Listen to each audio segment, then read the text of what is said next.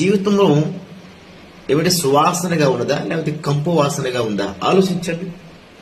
చూడండి 2 కొరింథీ 2:15 రక్షింపబడిన వారి పట్లను నశించిన వారి పట్లను మేము దేవునికి క్రీస్తు యేసు సువాసనై ఉన్నాము.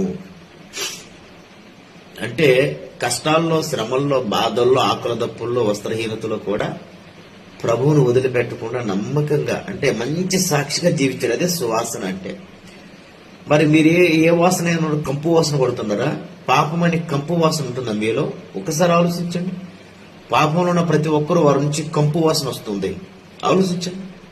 సువాసన అనగా ఈ లోకంలో నీ ఒక పరిశుద్ధమైన జీవితం జీవిస్తూ క్రీస్తును ప్రకటిస్తూ అనేకులు క్రీస్తు వైపు నడిపించడమే సువాసన. నీ మంచి సాక్ష్యమే సువాసన. నీ మంచి ప్రవర్తన సువాసన. చదవండి 2 కొరింథీ 2:15. దేవునికి స్తోత్రం.